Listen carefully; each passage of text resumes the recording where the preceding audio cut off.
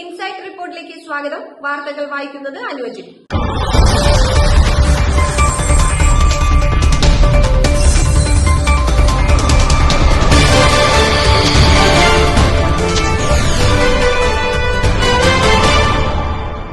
കേരളം കണ്ട ഏറ്റവും വലിയ കൊള്ളയായ അങ്കമാലി അർബൻ സഹകരണ സംഘത്തിലെ തട്ടിപ്പിനെതിരെ നിക്ഷേപക സമിതി നടത്തുന്ന രണ്ടാം ഘട്ട റിലേ ധർണ സമരത്തിന്റെ സമാപന സമ്മേളനത്തോടനുബന്ധിച്ച് MP ബെന്നി ബെഹന്നാൻ മുഖ്യപ്രഭാഷണം നടത്തി. ഈ സമരത്തിൽ എല്ലാ ധാർമ്മികമായിട്ടുള്ളതും നിങ്ങളോടൊപ്പം ഉണ്ടാകുന്നു. കബളിപ്പിക്കപ്പെട്ടവരാണ് പ്രയാസവും കിട്ടുക. രക്ഷകരായ നിങ്ങൾക്ക് ഇത് എന്ത് ചെയ്യണമെന്നതിനെ കുറിച്ചുള്ള ആശങ്കയില്ല. നമ്മുടെ ഡിമാൻഡുകൾ നിക്ഷേപിച്ച തുക തിരിച്ചു കിട്ടണം. അതിനേക്കാൾ ന്യായമായ ഒരു തീരുമാനിക്കുക. രണ്ട്, നിലവിലുള്ള ഈ ഭരണസമിതി തിരിച്ചു മൂന്ന്, അഡ്മിനിസ്ട്രേറ്റീവ് എത്തിക്കും. പിന്നെ നമുക്കറിയാൻ കഴിയുന്ന കൂട്ടത്തിലുള്ള ഉദ്യോഗസ്ഥന്മാർ ഇതാണ് എന്റെ മുന്നോട്ട്. ഈ ആവശ്യത്തിനോട് ഞങ്ങളൊക്കെ പൂർണ്ണമായി യോജിക്കുകയാണ്. നമുക്കറിയാം, ഇന്ന് സഹകരണ മേഖലയിൽ വ്യാപകമാണ് ഇതുപോലെയുള്ള സംഭവങ്ങൾ. നമ്മുടെ നാട്ടിലെ സാമ്പത്തിക മേഖലയുടെ ഏറ്റവും വലിയ ചാലകശക്തിയും ഏറ്റവും പ്രധാനപ്പെട്ടതും സഹകരണ പ്രസ്ഥാനങ്ങളാണ്. ആ സഹകരണ പ്രസ്ഥാനങ്ങളുമായിട്ടാണ് നാട്ടിലെ സാധാരണക്കാരായ ജനങ്ങൾക്ക് ബന്ധപ്പെട്ടത്. വീടുമുറ്റത്തെ ബാങ്കന്മാരുടെ സഹകരണ മേഖലയെക്കുറിച്ച് പറയുന്നത്, സഹകരണ ബാങ്കിനെക്കുറിച്ച് പറയുന്നത്. അത്രമാത്രം ആളുകൾ ഏറ്റവും പെട്ടെന്ന് ആശ്രയിക്കാനും ചെല്ലാനും പണമിടപാട് നടത്താനും ആ സ്ഥാപനങ്ങളെ വിശ്വസിച്ചാണ് ജനങ്ങൾ നിക്ഷേപിക്കുന്നത്. അവിടെ ജനങ്ങളിലെ കബളിപ്പിക്കുക എന്ന് പറഞ്ഞാൽ അതൊരിക്കലും ബുദ്ധിമുട്ടുന്ന കാര്യമല്ല. തട്ടിപ്പ് നടത്തിയ ഭരണസമിതി പിരിച്ചുവിട്ട് തട്ടിപ്പിൽ പങ്കാളികളായ ബോർഡ് അംഗങ്ങളെയും ജീവനക്കാരെയും ഉടൻ നിയമത്തിന് മുൻപിൽ കൊണ്ടുവന്ന് അവരുടെ ആസ്തികൾ കണ്ടുകെട്ടാൻ സർക്കാർ തയ്യാറാകണമെന്നും തട്ടിപ്പിന് ഒത്താശ ചെയ്ത സഹകരണ വകുപ്പ് ഉദ്യോഗസ്ഥർക്കെതിരെ അന്വേഷണം നടത്താൻ MP എന്ന നിലയിൽ ചെയ്യാൻ കഴിയുന്നതെല്ലാം ചെയ്യുമെന്നും നിക്ഷേപക സമിതിക്ക് MP ഉറപ്പ് നൽകി. ഇവിടെ 5ാമത്തെ ദിവസമാണ് അതിന്റെ കുറേ നാളുകളായി ദിവസവും ഞങ്ങളുടെയൊക്കെ വീടുകളിൽ ഇതുമായി ബന്ധപ്പെട്ട ആളുകളോട് സംസാരിക്കാം. അവരോട് ഞങ്ങൾ പറയും, അവർക്ക് എല്ലാവർക്കും ഉപയോഗിച്ചിട്ടില്ല. ഈ കാര്യത്തിൽ നമുക്ക് ചെയ്യാവുന്ന കാര്യങ്ങൾ ചെയ്യാറുണ്ട്. ബഹുമാനായ MLA ഇന്നലെ ഇവിടെ വന്നിരുന്നു. അദ്ദേഹവും ഈ കാര്യം സംസാരിച്ചിട്ടുണ്ട്. അദ്ദേഹം സ്വാഭാവികമായി നിയമസഭ നടത്തുന്ന സമയമായതുകൊണ്ട് നിയമസഭയിൽ ഈ വിഷയം ഉന്നയിക്കുമെന്നാണ് എന്നോട് നിങ്ങളോട് സൂചിപ്പിച്ചിരിക്കുന്നത്. നിയമസഭയിൽ ഉന്നയിക്കുന്നതിന് വേണ്ടിയിട്ടുള്ള ശ്രമം ശ്രീ റോജിയോടും അതുപോലെ മറ്റ് നിയമസഭാ സാമാജികന്മാരോടും ഞങ്ങൾ ആവശ്യപ്പെടുന്നതാണ്. ബഹുമാനപ്പെട്ട മന്ത്രി ഞങ്ങൾക്ക് പോയി എനിക്ക് പോയി നിയമസഭയിൽ ഉന്നയിക്കാൻ പറ്റുമെങ്കിൽ ഇതൊക്കെ ആവശ്യങ്ങൾ നിങ്ങൾ തരുന്ന നിവേദനം ആ നിവേദനത്തെ പൂർണ്ണമായും പിന്തുണച്ചുകൊണ്ട് ആ നിവേദനത്തിൽ പറയുന്ന കാര്യങ്ങൾ നടപ്പാക്കണമെന്ന് ബഹുമാനപ്പെട്ട മന്ത്രിയെയും മുഖ്യമന്ത്രിയെയും അതുപോലെ മറ്റ് ഭരണകർത്താക്കളെയും കാര്യങ്ങൾ അറിയിക്കും. പാർലമെന്റിൽ ഇത്തരം കാര്യങ്ങൾ എങ്ങനെയാണ് ഉണ്ടാവുന്നതെന്ന് എനിക്കറിയില്ല. പക്ഷേ ഏതെങ്കിലും തരത്തിലുള്ള അന്വേഷണം മുകളിൽ ആവശ്യമാണെങ്കിൽ അതിനും പ്രേരണ എടുക്കാൻ ഞങ്ങൾ ഉണ്ടാവും. ധർണ ഉദ്ഘാടനം ചെയ്തുകൊണ്ട് CPM area secretary KK Shibu സംഘത്തിൽ ഉടൻ അഡ്മിനിസ്ട്രേറ്റീവ് കമ്മിറ്റി വരുമെന്ന് സൂചിപ്പിച്ചു. സംഘത്തിൽ നിന്ന് വായ്പ എടുത്തിട്ടുള്ളവർ തങ്ങളുടെ വായ്പ തിരിച്ചടപ്പിക്കാൻ വേണ്ട സഹായം ചെയ്യാമെന്ന് യോഗത്തെ അഭിസംബോധന ചെയ്തുകൊണ്ട് KK ഷിബു സമിതിക്ക് ഉറപ്പ് നൽകി. ജനങ്ങളുടെ പണം എടുത്ത് കൈകാര്യം ചെയ്യുമ്പോൾ ഇത് എന്റേതല്ല, ഇത് ജനങ്ങളുടേതാണ് എന്ന ചിന്തയോടുകൂടി ഏതൊരാളും അവിടെ ഇരിക്കുന്ന അധികാരി, പ്രസിഡന്റോ ബോർഡ് മെമ്പർമാരോ ആ സന്നദ്ധതയും ആ മനോഭാവവും ഉണ്ടാകണം. ജനങ്ങളുടെ പണം എടുത്ത് കൈകാര്യം ചെയ്യുമ്പോൾ വിശ്വാസത കാണിക്കണം.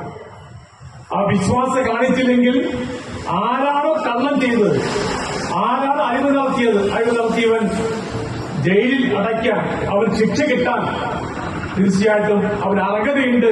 ആ ശിക്ഷ കിട്ടിയേ മതിയാവുള്ളൂ. അപ്പൊ നമ്മുടെ ബാങ്കിന്റെ കാര്യത്തിലേക്ക് ഇപ്പൊ എനിക്ക് ഈ സമരത്തിൽ വരുമ്പോ ഇപ്പൊ യോനാൻ ചേട്ടനും തോമസ് ഒന്ന് വിളിച്ചപ്പോൾ ഞങ്ങൾ എപ്പോഴും റെഡിയാണ്. ഈ സമരത്തിന് എല്ലാ തരത്തിലും നമ്മൾ പിന്തുണയ്ക്കുന്നുണ്ട്. പക്ഷെ ഈ സമരത്തിന്റെ ഒരുപക്ഷെ ഒന്നാം ഘട്ടമല്ല, ഇപ്പൊ രണ്ടാം ഘട്ടവും മൂന്നാം ഘട്ടവും ആയപ്പോഴാണ് എല്ലാ രാഷ്ട്രീയ പാർട്ടി ഉത്തരവാദിത്തപ്പെട്ടവർ, രാഷ്ട്രീയ പാർട്ടി മാറ്റി നിർത്തട്ടെ, ജനപ്രതിനിധികളൊക്കെ രംഗത്ത് വന്നിട്ടുള്ളൂ. അത് സന്തോഷമുണ്ട്. MP-യും MLA-യും എല്ലാം വന്ന് ഈ സമരത്തിൽ ഇടപെടുമ്പോ അത് നല്ലതാണെന്ന് ഞാൻ പറയും. എന്നതിന് കാരണം അവരുടെയൊക്കെ ഇടപെട്ടുകൊണ്ട് ഇവിടെ ഞാൻ ഡിപ്പോസ്റ്റ് ചെയ്ത ആളുകളുടെ ലിസ്റ്റൊക്കെ നമ്മൾ കണ്ടു. ഈ പാർട്ടി ലിസ്റ്റൊക്കെ എടുത്ത് കൊണ്ടുവന്ന് കാണിച്ചു. ഇനി വായ്പെടുത്ത ആളുടെ ലിസ്റ്റ് കണ്ടു. ആ വായ്പെടുത്ത ആളിനോട് എനിക്ക് അഭ്യർത്ഥിക്കാൻ ഒറ്റ കാര്യമുള്ളൂ, MLA MP അവരിത് വിളിക്കണം. ഞാൻ വിളിക്കുന്ന പറയാൻ കാരണം KK വിളിച്ചു കഴിഞ്ഞാൽ ഇടയ്ക്ക് കഴിയാതെ വായ്പ വിളിക്കാൻ സന്നദ്ധരാണ്, ഞാൻ വരാൻ സന്നദ്ധരാണ്. അപ്പൊ ഞാൻ CPM-ന്റെ ഏരിയ സെക്രട്ടറി എന്ന നിലയിൽ ഞാൻ പറഞ്ഞാൽ കേൾക്കുന്ന ഒരാള് ഉണ്ടെങ്കിൽ, ആ വായ്പ ഇവിടെ എടുത്തിട്ടുണ്ടെങ്കിൽ ഞാൻ അടക്കം വന്ന് പറയാൻ ഞാൻ സന്നദ്ധരാണ്, ഞാൻ റെഡിയാണ്. സംഘം സ്ഥാപിച്ച പ്രഥമ president ex-MLA PJ Joy, advocate KS Shaji, CP Sebastian, Yohannan Kooran, Martin Moonjeli, Cheriyakku, Paulose, Antony master തുടങ്ങിയവർ സമരത്തെ അഭിസംബോധന ചെയ്ത് സംസാരിച്ചു. നമ്മുടെ ആവശ്യം എന്താ? നമ്മുടെ ആവശ്യം നമ്മൾ നിക്ഷേപിച്ച പണം തിരിച്ചു കിട്ടണം. അത് കിട്ടണേ എന്ത് ചെയ്യണം? ഈടി വന്ന പറ്റില്ല. ഈടി വന്ന അല്ലേതായാലും ലോൺ എടുത്തവർ തിരിച്ചടയ്ക്കണം. അതാണ് നമ്മുടെ പ്രധാനപ്പെട്ട ആവശ്യം. ഞാൻ പറയുന്നു, ഒന്നും കൂടി തിരുത്തി പറയുന്നു, അത് പെട്ടെന്ന് പറഞ്ഞാൽ നമ്മൾ എഴുതി കൊടുക്കുമ്പോൾ ഉണ്ടാകാൻ പോകുന്ന മെയിൻ കാര്യം, ഈ ബാങ്കിൽ നിന്ന് ലോൺ എടുത്തവർ തിരിച്ചടയ്ക്കണം. തിരിച്ചടച്ചാലേ പണം ലഭ്യമാകൂ. തിരിച്ചടച്ചില്ലെങ്കിൽ തിരിച്ചടയ്ക്കണം, നടപടികൾ സ്വീകരിക്കണം. നടപടികൾ സ്വീകരിച്ചില്ലെങ്കിൽ ഔദ്യോഗസ്ഥർക്കെതിരെ നടപടി സ്വീകരിക്കണം. നടപടി സ്വീകരിക്കാത്ത ഭരണസമിതിയെ പുറത്താക്കണം. ഇതാണ് നമ്മുടെ മെയിൻ ആവശ്യം. ഒരു കാര്യം പറയാം, നമ്മൾ TP ജോർജിന് വേണ്ടിലേക്ക് സമരം പോയാൽ ഞാൻ ഇന്നലെ മോളിൽ ചെന്നു. അവർ 6 ആളും ഓഫീസർക്ക് റിപ്പോർട്ട് കൊടുക്കാൻ വന്നു. ഞാൻ അവരായിട്ട് 2-3 ദിവസം സംസാരിച്ചു. ആദ്യമായിട്ടാണ് അവർ ഈ ബാങ്കിൽ വന്നത്. അതിൽ ഒരാൾ പറഞ്ഞു തന്നെന്ന് അറിയാമോ? നിങ്ങൾ സമരമായി അവിടെ വന്ന് ഞങ്ങളുടെ പേരുകളൊക്കെ പറഞ്ഞ് ഇത്തരം ഇത് പറഞ്ഞപ്പോഴാണ് ഞങ്ങൾക്കൊരു ചെറു ധൈര്യമുണ്ടായ മഹാഭാവങ്ങളായിരുന്നു. അവർ ഇന്നലെ വന്ന് TP ജോർജിനെതിരെ മൊഴി കൊടുത്തു. ഒരുപക്ഷെ നമ്മൾ ഈ കാട്ടിക്കൂട്ടി 6 മാസം കൊണ്ട് നമ്മൾ കിടന്ന് ഒച്ചുണ്ടാക്കിയതിന്റെ ബലമുണ്ടാക്കിയതിന്റെ ഒരു അനന്തര ഫലം അതാണെന്ന് ഉദ്ദേശിക്കുന്നു.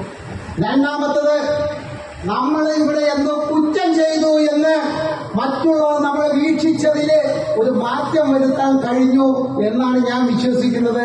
അതാണ് രണ്ടാമത്തെ കാര്യം.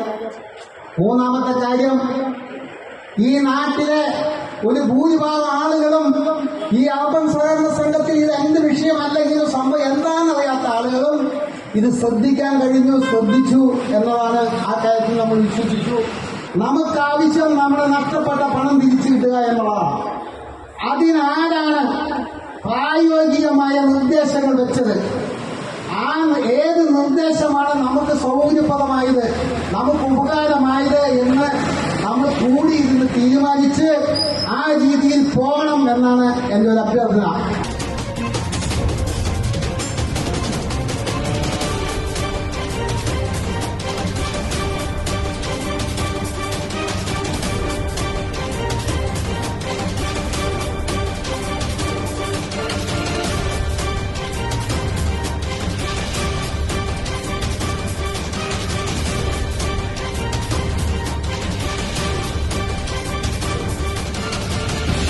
നമ്മളെ ആവശ്യപ്പെട്ടത്, ഇത്രയും വലിയൊരു തട്ടിപ്പ് നടന്ന ഈ സർവീസ് സഹകരണ സംഘത്തില് അതിന് വലിയൊരു ഒത്താശ കൊടുത്ത സഹകരണ വകുപ്പ് ഉദ്യോഗസ്ഥർക്കെതിരെ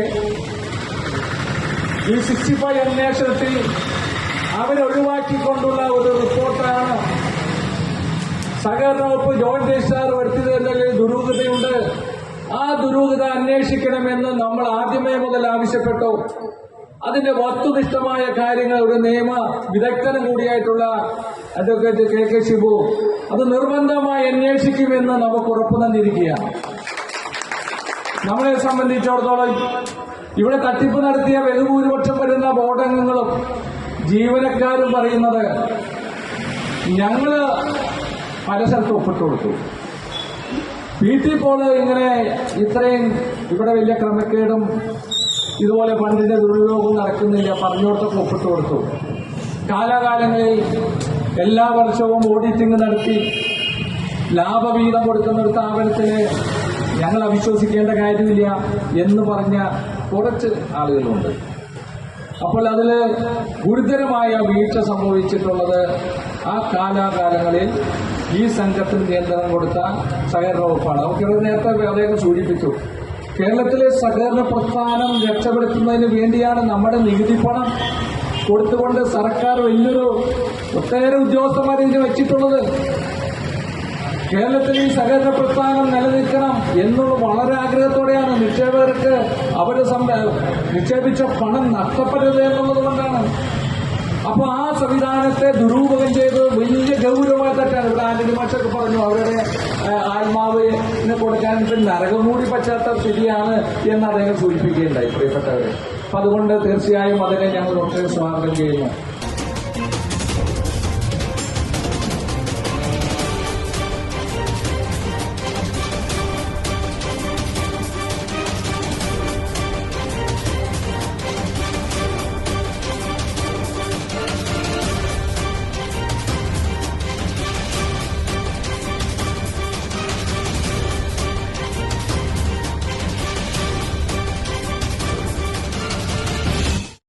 ആ ഓഡിറ്റ് നടത്തി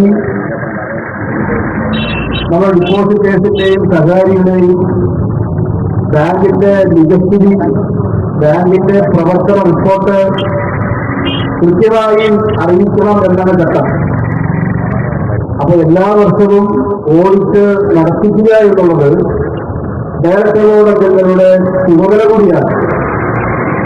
ഏതെങ്കിലും കാരണവശാൽ ഉദ്യോഗസ്ഥ ഭാഗത്തുനിന്ന് താമസം വന്നാൽ ഉദ്യോഗസ്ഥരുമായി ബന്ധപ്പെട്ട് ജനറൽ ഓഫീസുമായി ഒക്കെ ബന്ധപ്പെട്ട് കൃത്യമായി ഓഡിറ്റ് നടത്തുക എന്നുള്ളത് ഡയറക്ടർ ബോർഡ് ഓഫ് ജനറലുടെ ചുമതലയാണ്. അത് 63-ാം വകുപ്പിൽ വളരെ കൃത്യമായി ഓഡിറ്റിനെ സംബന്ധിച്ച് സ്ഥിരീകരിക്കുന്നുണ്ട്.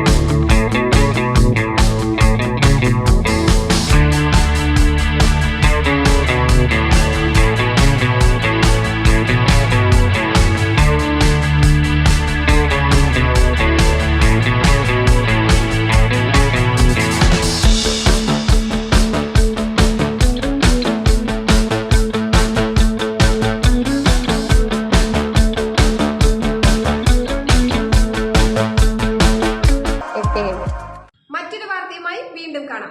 പൊടിപ്പും തൊങ്ങലുകളുമില്ലാതെ സത്യസന്ധമായ വാർത്തകളുമായി ഇൻസൈഡ് റിപ്പോർട്ട് നിങ്ങളിലേക്ക്. ചാനൽ ഫോളോ ചെയ്യുക.